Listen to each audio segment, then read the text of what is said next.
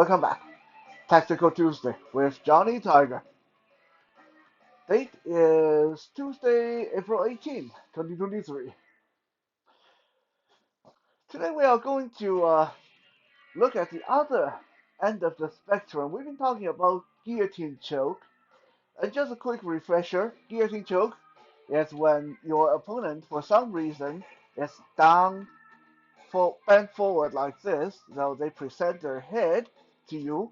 Either they are coming in for a grab to your leg, or they're trying to tackle you around the waist, or you just kick them in the groin as they bend over. That's my favorite one. And you drape your arm over the back of their neck, your forearm come up under the chin, you reach over, grab your own wrist, and crank them up like this. And that's the guillotine choke. So we've been talking a lot about guillotine. And today I want to talk about one of the defensive maneuvers for defending against guillotine choke that we teach in Commando Krav Maga. Now, before I go into this, because I know eventually someone is going to bring this up. So before I go into this, I will give a full disclosure. I personally dislike this technique. I personally think this technique and it's a bit wonky. It worked really good on paper, looked really good on paper, and worked really good in a dojo. But honestly, I personally find this technique uh, needlessly complicated and too many steps. Now, with that said, it is a good technique. Everything that's in here is good. It's just I think there's too much in the technique. It's the kind of technique that when everything is nice and laid back, you'll be able to do it, no problem. But when it's a real attack and there's multiple attackers, you may be caught off guard and caught in a guillotine choke. I think this is a technique that's kind of going to fail. But that's just me. Okay, I'm going to show you the technique and you be the judge of that. So, standard Krav Maga answer to guillotine choke is, let me see, which side do I want to be on? Yeah, okay, I'll go on this side. So, when the person catches me in the guillotine, like this, okay, standard Krav Maga answer is number one, we always want to put our hand on the person's hand. The hand,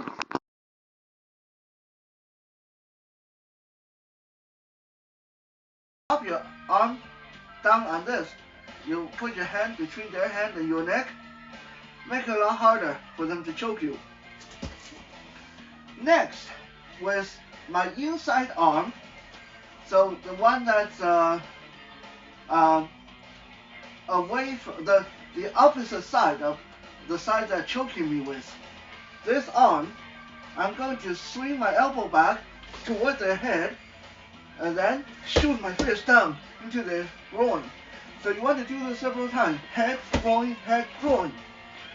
Once you take their attention off of choking you and they're wiggling around trying to get away from you, hitting them in the groin, then you twist around, grab their nose or eyes, and push them take them down to the ground. Like that. Okay, so that kind of turned my headset off by accident. So I don't know how much we're able to hear. I'm not quite sure at which point did my headset go off. So as you guys can see, there's quite a bit going on with this technique. First, you want to stop the hand from choking you, and then your elbow go up into their face, strike down toward the groin, up into their face, strike down to the groin, and then you grab them, try to reach for the head or the nose or the eyes, and twist them down to the ground. like that. Now, every single bit of that is good on their own. Okay, like this is a combination of very good defensive, counter-offensive maneuver. The grabbing the hand is definitely good, so they can't choke you.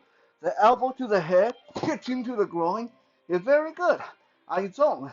And then if you can get their head, then take them down to the floor, that's really good too. The problem lies in that this technique takes a long time to execute, and you are kind of dancing around with the person choking you for at least 2 to 3 seconds. If the person is really resisting, and if your reach is too short, if the person is too big, then you're just going to be wasting a lot of energy. So my modified response, I'm going to show you guys some modified response that I do that usually work a lot better. It's the moment someone try to guillotine choke me, I'm going to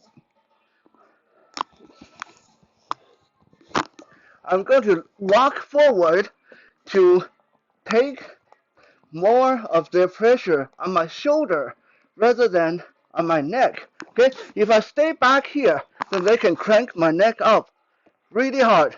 But if I take this step forward, my shoulder come up under their arm. Now they can't really choke me.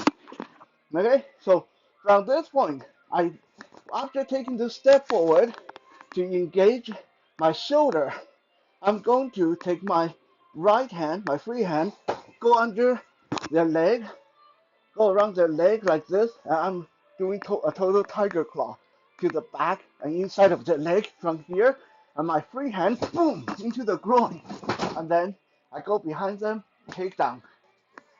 Because I already have their leg, I'm grabbing their groin. So the moment I step behind, I'm going to throw, right? That's my modified guillotine choke response. Let's look at that again. Guillotine choke, coming on, I walk forward, engage my shoulder, so the choke is not solid. Right hand snapping behind the thigh and the groin. Left hand go under the groin. Turn and throw. Okay? Man, I enjoy having a grappling dummy. We couldn't do that before. Okay? So, there you go. You got two defenses in one video. They're relatively similar, but definitely different. Up to you which one you practice. I will say this again. Neither one of them is right or wrong, or more right or more wrong than the other one. Every individual is different. Maybe you will be very good at the first one and you can't get the second one to work. But my money is on that you will find the second one way easier to execute. Thank you for checking out today's episode. We'll be back again tomorrow for some Wisdom Wednesday.